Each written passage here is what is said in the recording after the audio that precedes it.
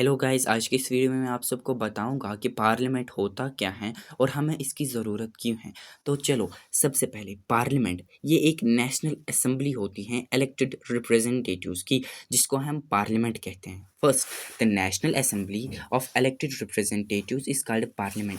यानी ये एक नेशनल वाइज एक असेंबली होता है, एक इंस्टीट्यूशन होता है जो सिटीजन्स ऑफ द कंट्री यानी कि जो मतलब शहरी हैं, एक मुल्क के शहरी, उन्होंने ये आम लोगों ने रिप्रेजेंट यानी कि इसको इलेक्ट किया होता है, अपने रिप्रेजेंटेटिव को इलेक्ट किया होता है और इसी को हम पार्लियामेंट कहते हैं।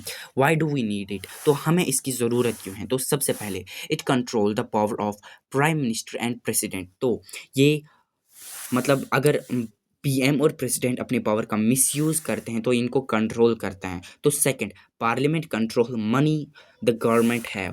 The parliament control money the government have, इसका मतलब ये है कि गवर्नमेंट के पास जो भी मनी है वो पार्लियामेंट ही कंट्रोल करता है, ताकि उसका कोई मिसयूज़ ना हो, कोई अपनी जेब ना भरे। तो तीसरा, it makes, replace and can remove the existing law which one person cannot manage. हाँ, तो एक और पॉइंट है कि ये लॉ बनाता है, रिप्लेस करता है, एंड जो ये एग्जिस्टिंग लॉ यानी कि जो आपको लगता है कि जो हमारा प्रेजेंट वाला लॉ है ये रिमूव करना चाहिए, ये लॉ, इस लॉ से लोगों को नुकसान पहुंचा पहुंचा रहा है या ये कॉन्स्टिट्यूशन के अगेंस्ट है लॉ, तो उसको भी ये रिमूव कर सकता है। तो उसके फिर दो ब्रांच निकलते हैं पार्लियामेंट के। एक है लोकसभा, जो पीपल इलेक्टेड बाय पीपल होता है, और दूसरा है राज्यसभा, जो इलेक्टेड बाय इलेक्टेड रिप्रेजेंटेटिव्स होता है।